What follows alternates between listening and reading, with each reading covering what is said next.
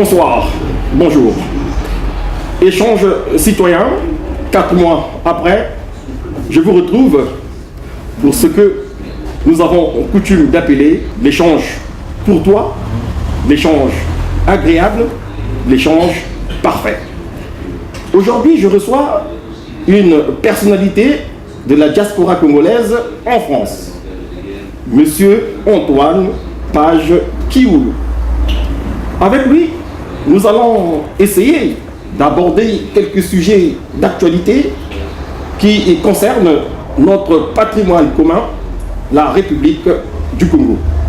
J'espère que l'échange sera franc, sincère, agréable, amical. Nous vous conseillons de garder l'écoute parce qu'ensemble, nous allons découvrir des choses. Vous savez, le Congolais, lorsqu'il jouit de sa liberté d'expression, il s'exprime de façon agréable. Monsieur Page Kioulou, c'est comme ça que je crois que vous préférez que je puisse vous appeler. Bonjour. Antoine Page Kioulou. Bonjour Elvis Kakou. Antoine Page Kioulou, ça commence bien. Alors, je vous ai présenté de façon quelque peu, pas légère, mais pas vraiment étendue. Je vous demanderai pour la beauté de la chose, de pouvoir vous-même vous présenter auprès de ce peuple que nous adorons et qui nous écoute. Bonjour chères téléspectatrices et téléspectateurs qui suivez régulièrement les émissions de Monsieur Elvis Kakou. Je suis Antoine Page Kioulou, président de Kimpuanza, association membre de la plateforme Assise nationale du Congo pour l'alternance démocratique. Je vis à Paris. Vous vivez à Paris. Les assises, qu'est-ce que c'est exactement les assises? J'ai entendu parler, certainement que nombreux de nos auditeurs ont entendu parler, mais de façon succincte, qu'est-ce que c'est exactement? Assise, c'est quoi? Déjà, assise ne voudrait pas dire assis. Parfait. Voilà. Nous sommes dans le mouvement, nous sommes dans le combat. Les assises nationales sont nées d'une préoccupation majeure. Il s'agissait de remobiliser les Congolais, de nous unir, de nous rassembler afin d'avancer de façon unitaire, d'être plus efficace dans la phase décisive qui est celle du moment pour bouter le régime dictatorial en place au Congo-Brazzaville, dehors, hors d'état de nuire. Monsieur Antoine Page Kioulou, si je comprends bien, les assises, on ne peut pas être un parti politique en France, c'est pas autorisé. On peut assimiler ça à une association. Loi 1901. Loi 1901. Tout à fait. Les assises ont été déclarées en préfecture de Paris comme association loi 1901. Les assises sont une plateforme associative regroupant aussi bien des associations, ce que je pourrais appeler les succursales des partis politiques installés au Congo, ainsi que des individualités. Donc vous avez des Congolais qui ont adhéré aux assises en nom propre, ainsi que des associations comme des partis politiques. Et sur le plan organisationnel, comment est-ce que vous fonctionnez? Est-ce que vous vous retrouvez de façon hebdomadaire, mensuelle, trimestrielle? Comment ça se passe concrètement sur le terrain? Vous avez un siège? Comment ça se passe? Et donnez-nous aussi, si possible, on va dire, l'organigramme de votre assise, de vos assises, de votre association, s'il vous plaît. La plateforme Assise nationale du Congo pour l'alternance démocratique est dirigée par M.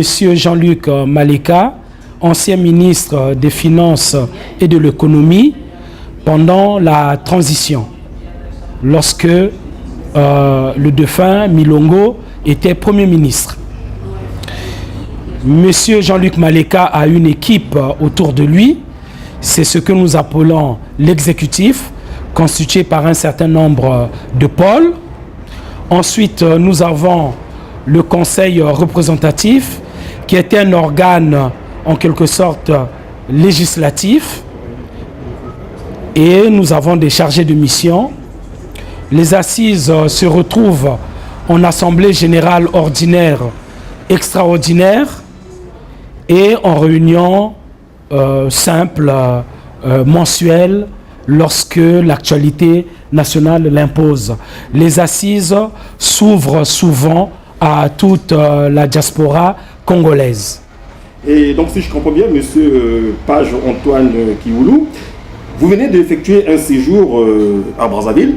On peut dire que c'est dans le cadre des assises. Vous êtes allé représenter les assises à une rencontre politique, à une... Vous êtes allé faire quoi exactement à Brazzaville?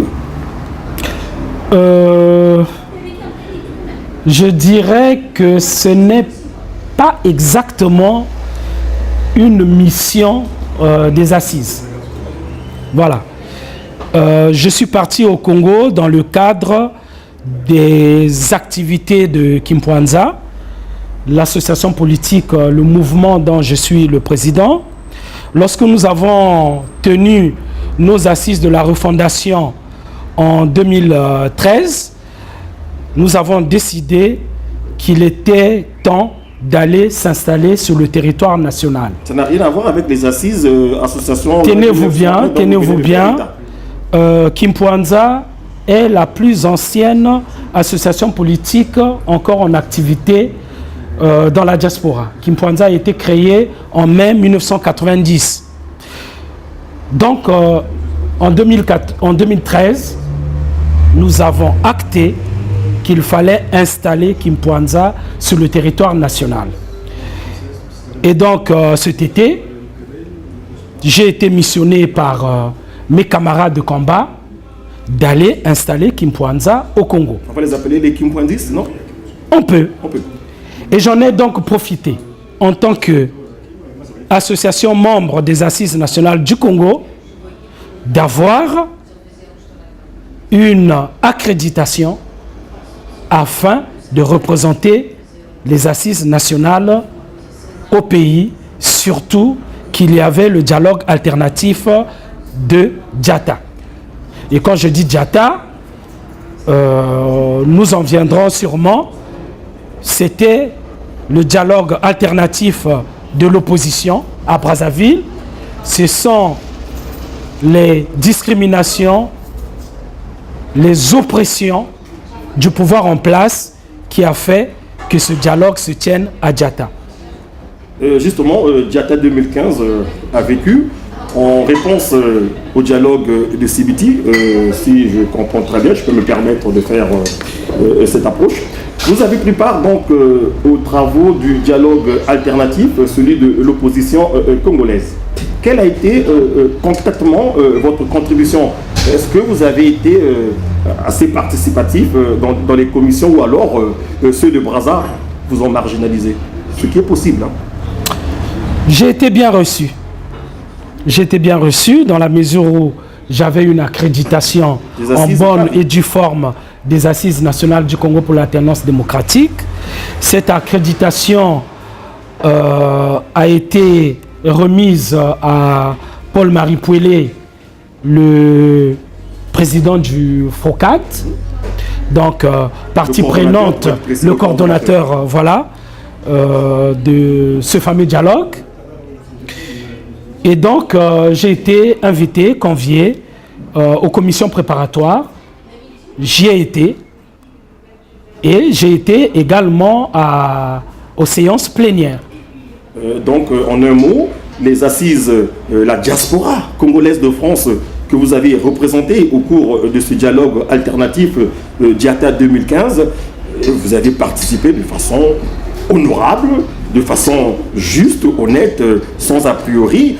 On vous a accordé la parole lorsqu'il fallait vous l'accorder. On peut dire qu'entre l'opposition de la diaspora et l'opposition installée sur place à Brazzaville, ça se passe très bien. On peut le dire, non? Elvis, je me sens un peu... je suis quelqu'un qui est réputé pour sa sincérité. Je vous en prie. Je ne cultive pas la langue de bois. Si j'ai été bien accueilli par les acteurs politiques du Congo, les partenaires de l'opposition, je dois avouer qu'il y a eu des bémols.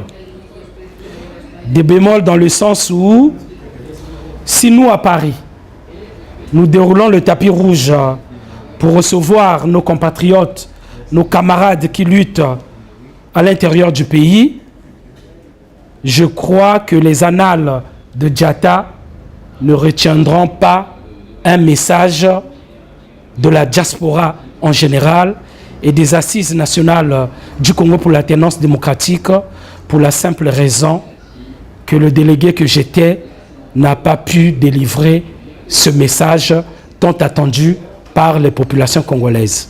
C'est fort regrettable, mais cela a été ainsi. Il y a encore du boulot à faire, ça viendra peut-être. Hein, c'était un essai, bon, ça n'a pas été le coup du maître. Nous espérons. À la prochaine occasion, les choses seront harmonisées. Nous l'espérons vivement. Et en tant que participant, on va le dire ainsi, de ce dialogue, quels sont les points forts qui vous ont marqué, que vous avez retenus dans les conclusions de ce dialogue alternatif de Diatta 2015? Avant d'évoquer les points forts, je voudrais exprimer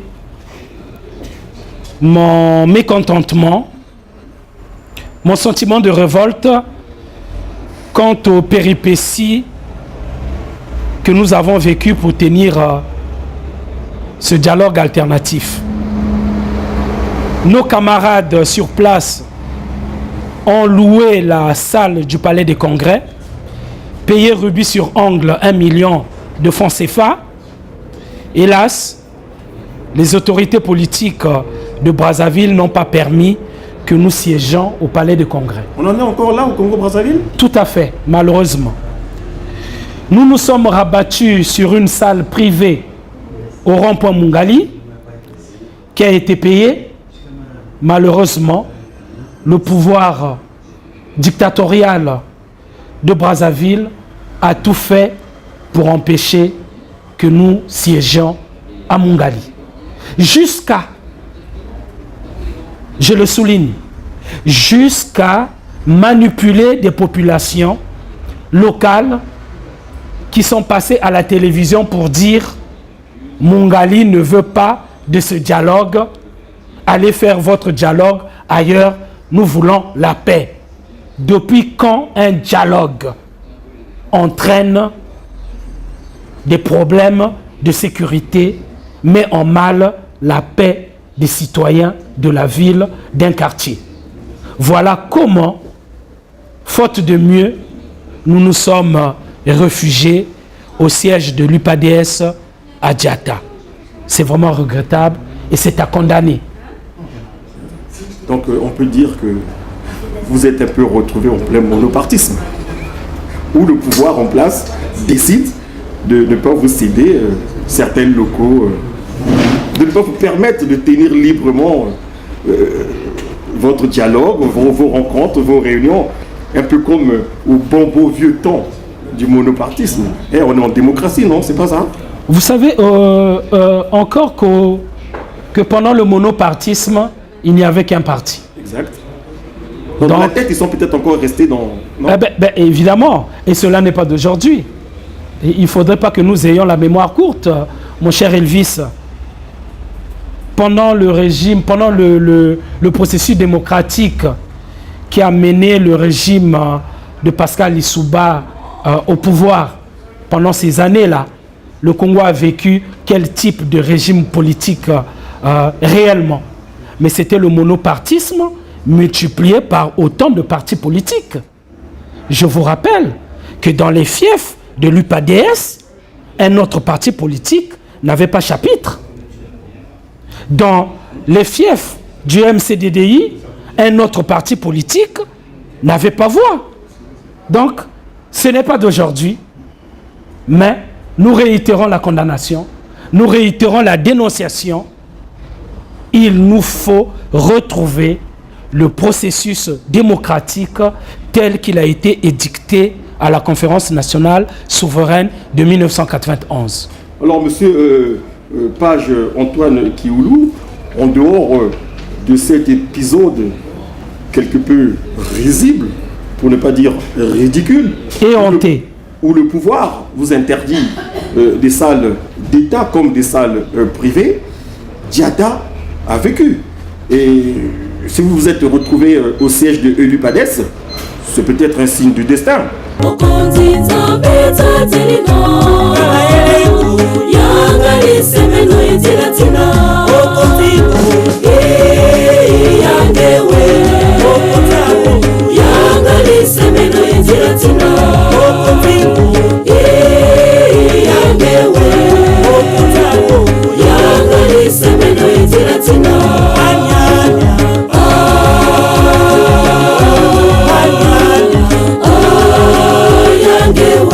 J'ai évoqué les points faibles.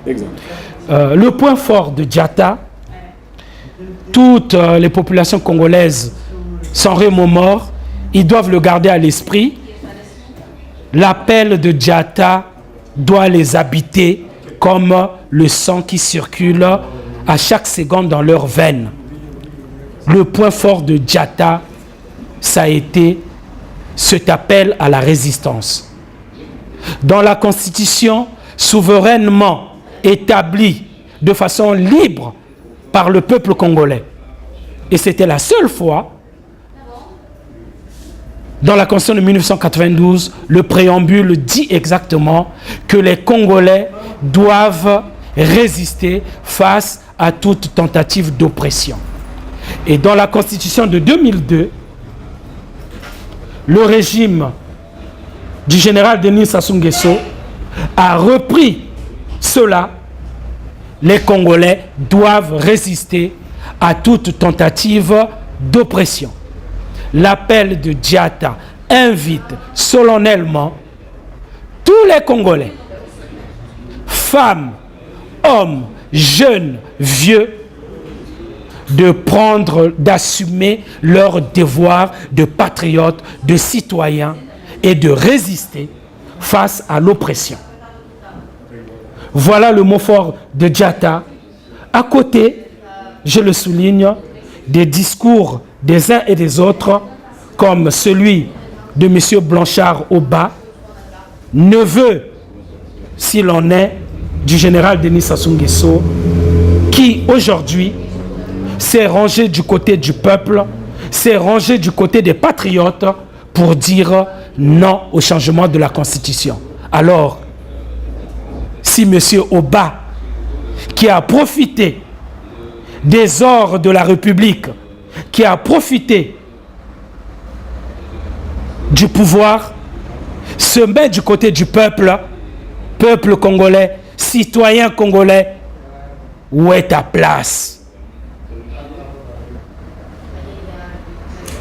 Monsieur Kiwulu, lorsqu'on vous écoute, cette détermination que nous ressentons, j'aimerais vous poser la question de savoir comment vous vous êtes senti, quel effet cela vous a fait d'entendre récemment le président de la République, Denis Sassou Nguesso, lors de son message sur l'état de la nation, faire état du dialogue de Sibiti et ignorer complètement les assises de dialogue alternatif de Diatta. Cela a dû vous choquer pour le père de la nation qu'il est, pour celui qui devait être au-dessus de la mêlée. Il ne prend en compte que le dialogue de Sibiti et celui de Diatta, le vôtre, celui auquel vous avez participé. Il n'en dit même pas un mot. Comment vous vous êtes senti, vous, dans votre chair, en tant que Congolais, fils de ce pays qui est dirigé par le président Denis Sassou Nguesso? Président, c'est de vous, c'est pas de moi. C'est ce qu'il est. Pas pour moi. Si, pour tout le monde. Non. Vous êtes Congolais, s'il vous plaît? Non.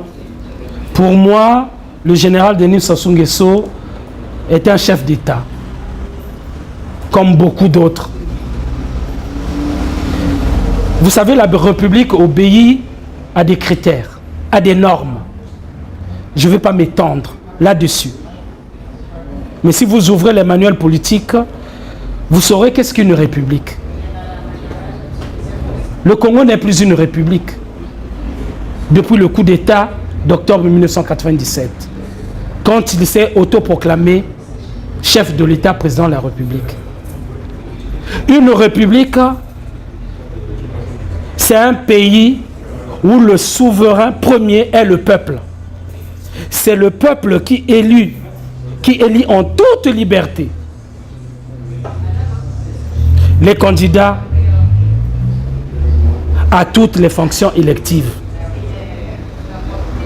Les élections au Congo, depuis 1997, ne sont que des faux semblants. Ces votations sont en fait des nominations. Qu'on ne dupe personne. Dans son message à la nation, le chef de l'État, comme vous voulez qu'on le dise ainsi, a dit, en haute et intelligible voix, que les représentants qui étaient en face de lui n'avaient jamais été nommés. Ils avaient été choisis, élus par le peuple, le souverain primaire. Les Congolais le savent et je les prends à témoin. Ils savent que même s'ils ont été nombreux à des meetings derrière un candidat qui n'était pas celui du PCT et des partis affidés au pouvoir, malgré leur vote, les suffrages exprimés officiellement n'ont pas tenu compte de leur voix. Les Congolais savent qu'ils n'ont pas élu ces députés, ces sénateurs qui les représentent. Ils le savent. Donc il faut faire attention avec le discours officiel, le discours ambiant. Il faut tenir compte du discours que tient le citoyen, l'habitant, le peuple, dans le bistrot, dans sa petite maison, dans le bus, dans le taxi. C'est ça le vrai discours. Et le discours que tiennent aussi les journalistes. Qui, fort heureusement... Avec grand J ou avec un tout petit? Les journalistes avec grand J, parce que j'ai découvert qu'il y a des journalistes qui osent au Congo. Qui osent même plus et mieux que les acteurs politiques dits de l'opposition radicale. Parce que ces journalistes n'hésitent pas à traiter le régime actuel de fasciste, le régime actuel de dictatorial. Le Congo n'est pas une république, mon cher Elvis. Excusez-moi, mais c'est pas journalistique. Si je devais utiliser un terme péjoratif de nos amis occidentaux, bien qu'il ne me plaise pas, le Congo est une république bananière. C'est-à-dire une république qui ne répond pas aux canons démocratiques tels qu'ils sont enseignés dans les écoles politiques en sciences politiques. D'accord, monsieur Ange Kioulou. Donc, Antoine Page. Antoine Page Kioulou, excusez-moi. Donc, si je vous suis très bien, le 12 août dernier, au palais du Parlement, les Congolais qui ont pris le temps de suivre le message sur l'état de la nation du chef de l'État, Denis Sassou Nguesso, en fait, ont eu affaire à un joueur de flûte.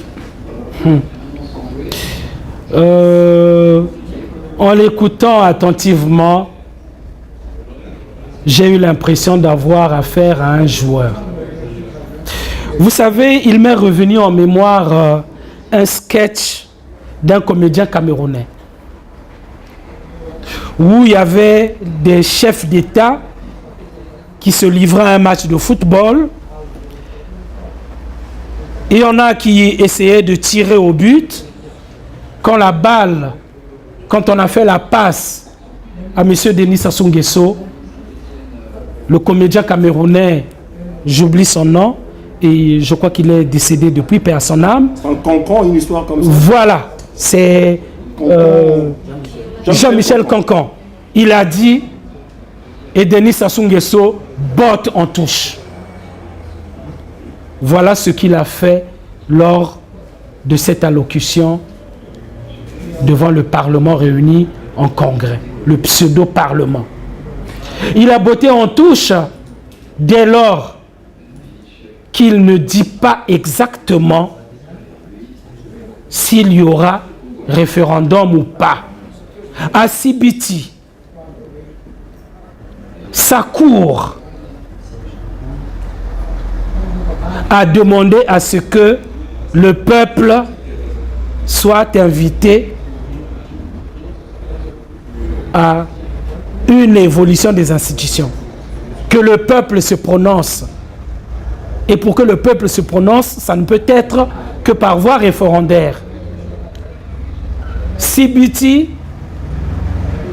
a demandé au chef de l'État de se prononcer, de prendre la décision.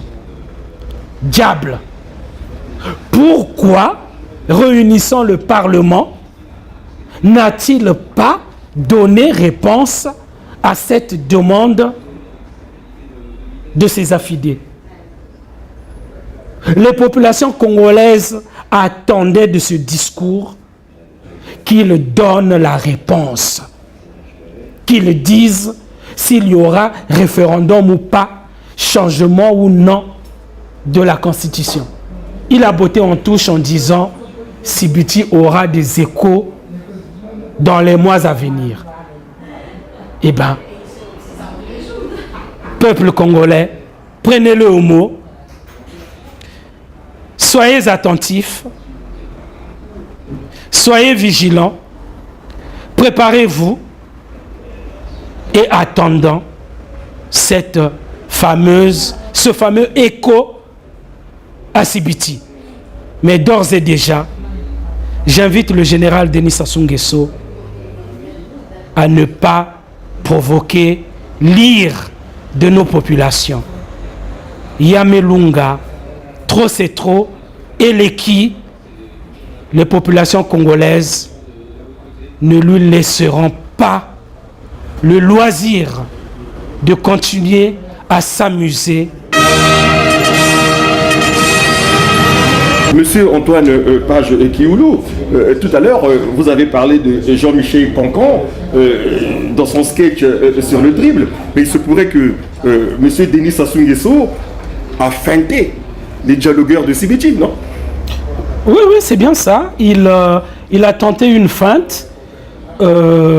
Malheureusement pour lui, ce n'était pas une feinte à la Kwakara, parce que quand Kwakara le faisait, tout le stade Massamba Débat se levait.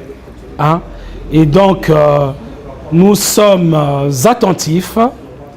Il n'a fait que renvoyer à plus tard ce qu'il aurait pu faire dès maintenant. Parce qu'il aurait apaisé les esprits. Nous aurions su, le 12 août, que Denis Sassou Nguesso ne procédera pas à un changement quelconque, à une révision quelconque de la Constitution, que son deuxième septennat, c'est l'ultime septennat, que l'année prochaine, ce ne serait pas un prochain président, mais ce serait plutôt un nouveau président. Ce qu'il n'a pas dit, il y a nuance. Il a dit le prochain président.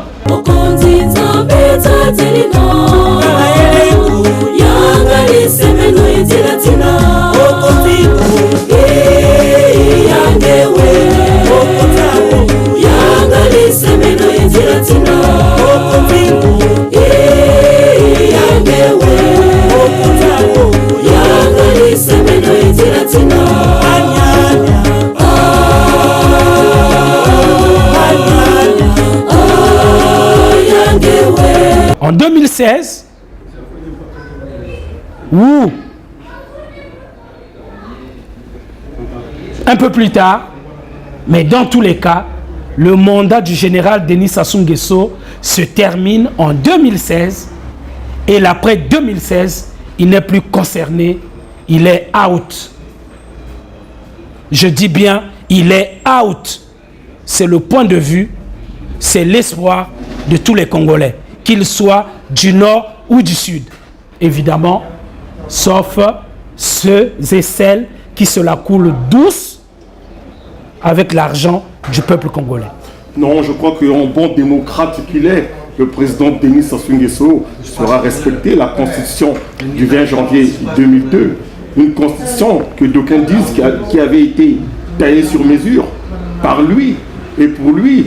Non, il peut être assez élégant et surprendre comme il l'a fait en 1991 lors de la conférence nationale souveraine. Il assumera peut-être encore une fois de plus, mais il s'en ira. J'espère. Je suis congolais. Alors, monsieur Antoine Page Kiwoulou, on va pas s'attarder sur le message du président Denis Sassou Nguesso. Vous étiez à Brazzaville, vous avez tourné, vous avez Talangay, vous avez fait Talangay, Nkombo, Bakongo, Bifouiti, Diata et tout.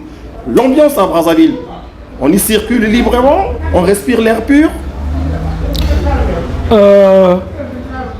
Nous voulions tourner la page du discours à la nation de notre général. Votre question m'y ramène. Lorsque dans son allocution, il parle de paix, de quelle paix, chers compatriotes, parle-t-il? Il fait allusion à quoi? Vous que j'ai rencontré, vous avec qui j'ai discuté, nous avons pris les 500 ensemble. C'est quoi les 500 déjà? Les 500, ce sont les taxis brousses, comme on les appelle ailleurs, où vous vous coltinez à 6 dans une voiture qui ne devrait avoir que 5 personnes avec le chauffeur. Mais la paix, c'est aussi prendre en considération les dispositions sécuritaires pour ce genre de choses, les assurances et tout. C'est pas ça la paix. Tout à fait. Parce que la paix c'est quoi? La paix, c'est pas l'absence du crépitement des mitraillettes. Et encore, dans la nuit étoilée de Brazzaville et de Pointe-Noire et d'ailleurs, il arrive qu'on entende des rafales de Kalachnikov. Terme automatique. En se demandant qu'est-ce qui se passe. Et récemment, à Total, il y a eu panique. Non, vous êtes parfois un peu trop sévère. Ça peut être Je ne suis pas sévère, c'est le quotidien des Congolais. Vous savez, avec tous les miliciens qu'on a enrôlés dans l'armée nationale, il y en a qui apprennent encore, qui ne maîtrisent pas trop bien. Bon, il y a comme ça parfois des ratés, non? Tous les ratés sont sous la responsabilité du chef de l'État. Commandant suprême des armées. Tout à fait. Et donc, en parlant de paix, je disais qu'il y a aussi ce qu'on appelle la paix des cimetières. Est-ce qu'il faut se gargariser d'une paix qu'on a imposée, terme abject? Je le souligne, qui était aussi dans la phraséologie du professeur Pascal Elisouba. La paix, on ne l'impose pas. La paix arrive parce qu'on a mis en place des mécanismes de gestion de crise qui font que toutes les parties en conflit arrivent à la paix. On ne l'impose pas. Vous voyez, ce verbe n'appartient pas au vocabulaire démocratique. La paix, mais c'est ce qu'on dit aussi, c'est la paix des ménages. La paix, c'est cette maman qui va au marché, qui fait ses courses et qui prépare ce qu'il faut pour sa famille, Exact. qui va manger à sa faim. La paix, c'est ce chef de famille qui va pouvoir acheter l'ordonnance pour soigner ses enfants. La paix, c'est ce père de famille qui envoie ses enfants à l'école. Mais qu'en est-il? Le panier de la ménagère. Est-ce que les familles congolaises arrivent à tenir 30 jours avec leur pécule? Déjà que nombreuses sont au chômage. Ah non, le président a dit que le taux de chômage n'était que de 6%. Ça veut dire qu'il y a évolution. Le président a travaillé. Les statistiques de la Banque mondiale disent que jusqu'en 2013, le Congo avait 53% de taux de chômage. Alors vous pensez qu'en 2 ans, le chômage a été réduit? Moi, je les ai vus. Les jeunes, il y a au Congo des diplômés, je dis bien des diplômés, des années 80, qui ont eu la licence, qui ont eu le master et qui n'occupent pas un emploi salarié. Ces diplômés-là, aujourd'hui, ont plus de 50 ans. Ils sont chauffeurs de taxi, ils font de la débrouillardise, mais ils n'ont jamais occupé un emploi salarié. Ça existe au Congo. Vous vous rendez compte? Les retraités, il leur faut au moins 3 ans pour que leur dossier soit traité et qu'ils perçoivent leur retraite. Monsieur Kakou, il n'y a pas de paix si les ménages, si le citoyen lambda ne vit pas dans la quiétude de tous les jours. Mais à son corps défendant, je reconnais au général Denis Sassou Nguesso d'avoir permis la circulation des biens et des personnes. Je vous l'ai dit, pendant le régime Lissouba, le Congo a vécu dans un monopartisme multiplié par autant de fiefs électoraux des partis ethno-régionalistes. Quand on était de Kinkala, on ne pouvait pas aller acheter de la viande de brousse à Sibiti pour vendre à Brazzaville. On ne pouvait pas aller sur les rives du fleuve Congo au nord pour acheter le poisson et venir revendre à Brazzaville. Ce n'était pas possible. Pourquoi? Parce qu'il y avait des cocoys, il y avait des ninjas, il y avait des cobras. Quand il peigne, le général Denis Sassou Nguesso, quand il peigne ce tableau des années 90, il n'a pas tort. Il n'a pas trop tort. Ce n'est même pas question de... il force un peu le il n'a pas... Non, ce n'est pas une question de n'avoir pas trop tort. Il n'a pas tort. C'est l'image du Congo pendant ces années-là. Après la conférence nationale souveraine, le Congo est tombé bas au niveau sécuritaire. Mais ce qu'il n'a pas dit, c'est qu'il était comptable de cette catastrophe. C'est ce que je voulais ajouter. Nous avons affaire à un pyromane qui est devenu pompier. C'est-à-dire, grâce aux mercenaires tchadiens, angolais, zaïrois de l'époque et autres, il est sorti victorieux de la guerre de 1997 et il a pu imposer la paix, comme il le dit lui-même. C'est pas moi qui le dis. La paix des braves, non? La paix des cimetières. C'était la paix des cimetières. Lorsque on ose commettre un génocide, je dis bien, à défaut de génocide, mais une tentative de génocide, dans Brazzaville Sud, dans le Poul et dans les pays du Niari, en 1998, est-ce que c'est une paix des braves ou plutôt une paix des cimetières?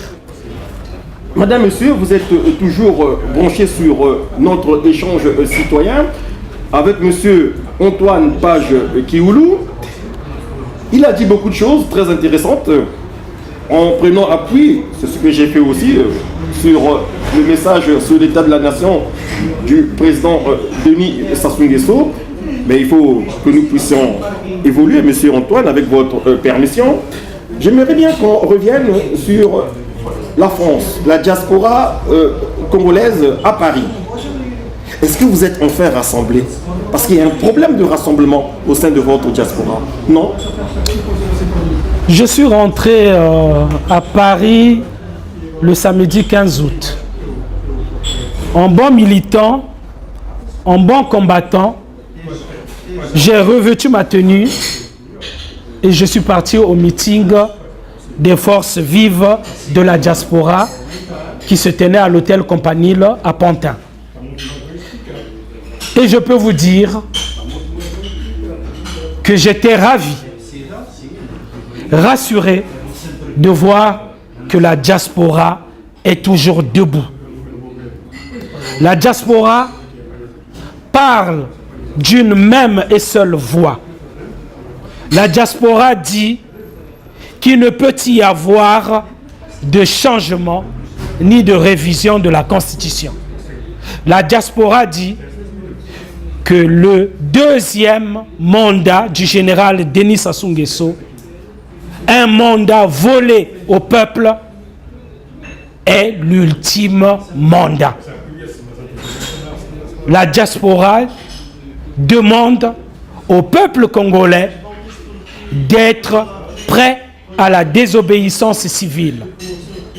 La diaspora dit qu'il ne s'agit pas de prendre des armes, de donner prétexte à ce régime militaro-fasciste de nous tirer de nouveau dans le dos. La diaspora dit que nous combattrons l'oppression, que nous combattrons le fascisme par la non-violence. Les mains nues, nous manifesterons pour dire Yamelunga et Koki, trop c'est trop. Oui, donc au sein de la diaspora, c'est la lune de miel. Mais qu'en est-il des rapports de relations entre la diaspora et l'opposition intérieure, ceux qui sont sur place à Brazzaville? Je souris à votre... J'apprécie votre... moi, je préfère vous le dire maintenant. Votre franc-parler, franchement, j'apprécie bien. Ce franc-parler m'amène à dire que dans la diaspora, nous sommes plutôt des résistants. Vous savez, il y a ce débat étymologique entre l'opposition, entre les termes opposition et résistance. Qu'est-ce qu'une opposition? Qu'est-ce qu'une résistance? Lorsqu'on est sous une dictature, est-on résistant ou est-on opposition? C'est la critique fondamentale que je fais à l'endroit de mes camarades de lutte qui sont au pays. Êtes-vous opposant au régime du général Denis Sassou Nguesso, ce qui voudrait dire que vous appartenez à son système politique, ou êtes-vous résistant? On est résistant lorsque l'on se bat contre une dictature, lorsque on se bat contre une occupation. C'est ce qu'est le régime du général Denis Sassou Nguesso. Occupation hier avec les forces armées étrangères, occupation politique qui se perpétue avec ces discriminations, avec cette oppression, aussi bien à l'endroit des populations, même à votre propre endroit. Monsieur Elvis, lorsque on empêche des acteurs politiques dits de l'opposition, de radical, de voyager, de sortir du pays, sommes-nous en démocratie? Et lorsque ces mêmes opposants, entre guillemets, rentrent tranquillement chez eux quand on leur refuse de sortir du pays, lorsque ces mêmes opposants cherchent difficilement d'autres salles pour tenir le fameux dialogue alternatif, font-ils de la résistance ou de l'opposition? Eh bien, je suis désolé. Il est temps que les camarades qui luttent au pays sachent faire la différence entre être opposant et être résistant. Quand on est résistant à une dictature, il y a des postures, il y a des actions à mener. Modestement, pendant que j'étais au pays, par les discours que j'ai pu tenir, par ce que j'ai pu oser faire allait distribuer des tracts, en commençant par Mikalou et Talangai, réputés comme les fiefs du PCT. Oh, pas toujours, ça c'est la propagande qui parfois le dit. Hein. Voilà, et affidé, vous avez raison de le dire, Monsieur Kakou, parce que j'ai eu un accueil enthousiaste des populations qui vivent dans ces quartiers. C'est les mêmes difficultés partout, c'est les mêmes souffrances. L'eau ne coule pas partout. Elles me l'ont dit, ces populations. Elles ont pris nos textes, nos tracts qui appellent à l'éveil des consciences, qui appellent à la résistance. Elles ont pris ces tracts-là comme des pains. C'est cela, faire de la résistance. Il ne faut pas avoir peur. Le régime du général Denis Sassou Nguesso ne constitue pas pour nous, surtout pour Kimpwanza, comme étant des adversaires politiques. Nenni. Tous ceux qui sont du bord du général Denis Sassou Nguesso sont des ennemis du peuple. Ils font mal au peuple. Ils tuent directement et indirectement. Le cas de Régis Batola est là. Ce jeune de 28 ans qui a eu pour crime de télécharger des vidéos de ce que nous faisons dans la diaspora. Ce que nous faisons là, monsieur Elvis, un jeune Congolais va le télécharger et le distribuer au niveau des populations. On a arrêté Régis avec d'autres compagnons d'infortune. On l'a torturé jusqu'à ce qu'il meure. Un jeune de 28 ans. C'est horrible. Et vous voudrez que je sois opposant? Je ne suis pas opposant. On ne peut pas être opposant au régime du général Denis Sassou Nguesso. On doit être résistant. Et si on est résistant, eh bien, il y a des actes à poser. Dans la non-violence. Je souligne, dans la non-violence. Monsieur Antoine Page Kioulou, vous venez d'aborder un point qui m'attriste, celui du cas du jeune Régis Batola. Avec votre permission, puisque cet échange citoyen est le vôtre, nous allons dédicacer cette émission en mémoire de ce jeune compatriote. Avec votre permission toujours, je m'arrangerai à faire de telle sorte que sur le côté gauche ou droit de notre écran, nous puissions mettre la photo du jeune Régis Batola, si vous me l'autorisez bien sûr. Ici en France, tout le monde s'est identifié à Charlie lors des événements tragiques que nous avons connus. Chaque Congolaise, chaque Congolais doit dire Mouké Batola, Nazali Régis Batola. Régis Batola, à l'instar de Bruno Osebi, il y a quelques années, Régis Batola doit être le dernier sacrifié sur l'autel de la dictature. Je demande solennellement au général Denis Sassou Nguesso de ne pas rater cette occasion de sortir par la bonne porte. Tout homme est faillible. Il a raté des occasions de grandeur. Il a raté des occasions pour redorer son blason. Tout le monde sait comment à la fin le régime Lissouba était au nid. Mais le général Denis Sassou Nguesso n'a pas saisi l'occasion de la fin de la guerre pour Nakotia, Ballon, Ndembo, na centre. Il s'est autoproclamé président et à la fin dictateur. Mais là, à la fin de son dernier septennat, nous lui demandons humblement d'utiliser peut-être le compromis historique afin de sortir par la bonne porte.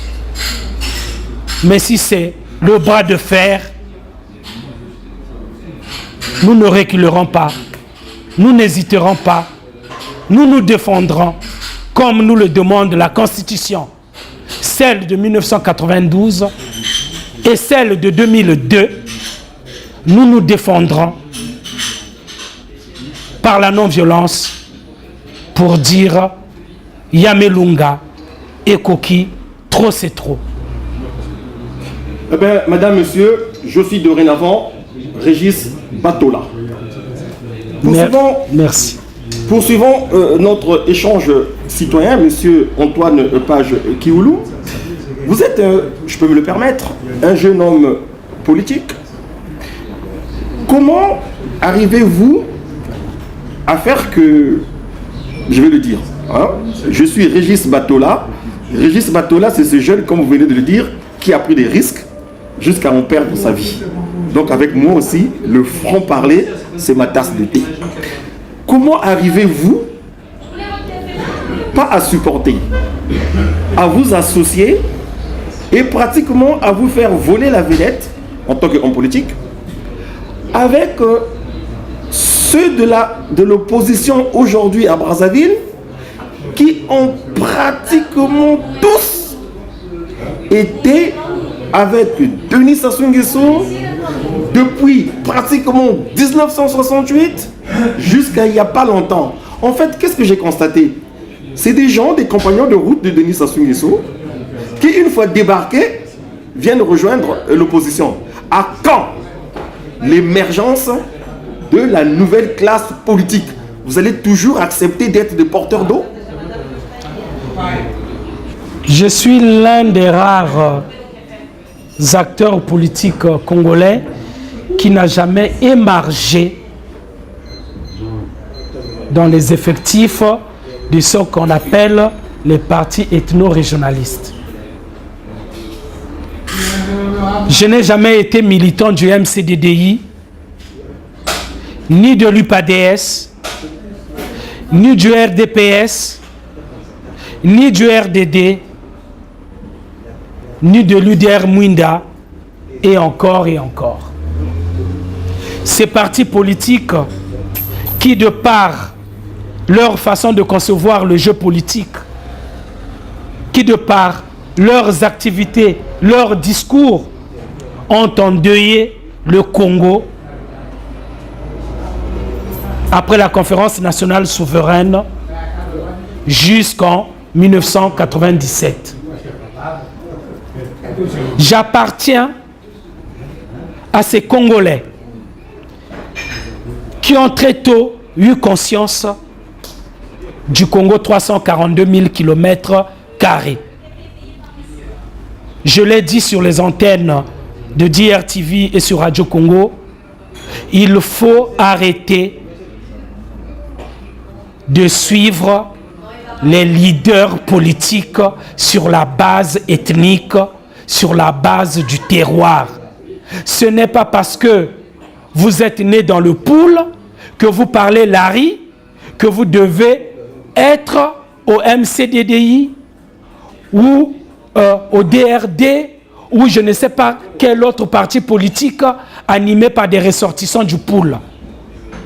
Ce n'est pas parce que vous avez vos attaches familiaux dans le Niari ou dans le Kwilu ou dans la cuvette et ailleurs que vous devez être militant ou sympathisant de l'UPADS, du RDPS, du RDD, du PCT, de l'UPRN ou de je ne sais quel autre parti.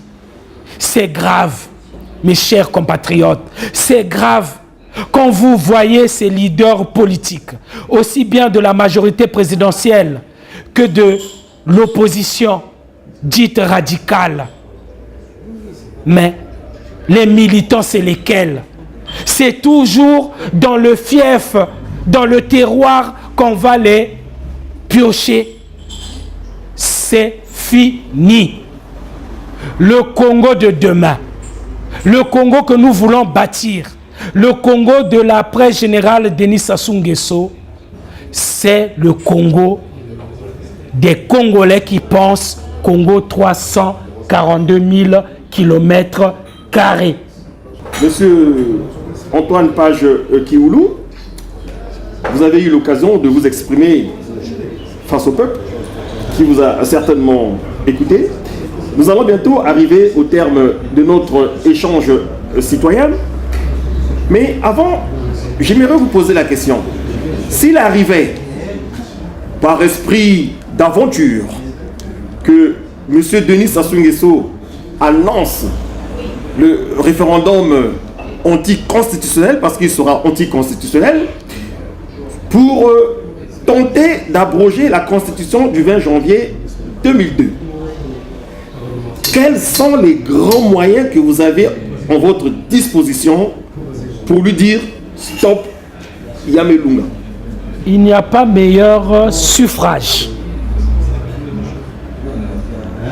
Il n'y a pas vote sur lequel on ne peut pas frauder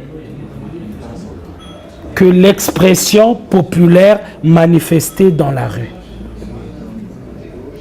Nous n'avons qu'un seul moyen, c'est la manifestation de notre indignation, de notre colère. J'invite mes compatriotes, j'invite les populations congolaises à ne pas attenter à la vie de qui que ce soit. Vous ne brûlerez aucun bâtiment.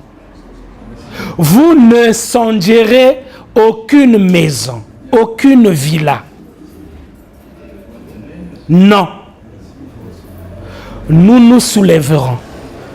Nous dirons non à la dictature, non à l'oppression. Trop c'est trop. Yamelunga et Koki de façon pacifique. Ces habitations, ces villas, ces institutions, le jour où nous les occuperons, c'est de façon pacifique. Ne brûlez aucun dossier, ne brûlez aucun document, s'il vous plaît, parce que ces documents, ces dossiers, nous apprendrons beaucoup sur ce qu'aura été la gestion de ce régime. Ces documents nous apprendront quels étaient les complices, quelles étaient les sommes d'argent détournées. Je vous en conjure, quand ça arrivera, et ça arrivera, sauf s'il y a compromis historique, ne brûlez rien, ne tuez personne, mais occupez le terrain de façon pacifique. J'ai confiance en vous. Madame, Monsieur, voilà, nous arrivons au terme de notre échange citoyen. J'ai eu l'honneur et le plaisir d'avoir ce que j'appellerais un monsieur qui n'a pas sa langue dans la poche. Et ça, j'adore. Je suis Régis Batola. Moi aussi, je suis Régis Batola. Mouké Régis Batola, Nazali Régis Batola. Et je voudrais dire, pour terminer, j'ai été à Brazzaville, je n'ai pas été inquiété. Je reviendrai à Brazzaville et je ne serai pas inquiété parce que ce régime sait que le Congolais est un homme libre. Je suis un homme libre. Madame, Merci. Monsieur, bonjour, bonsoir.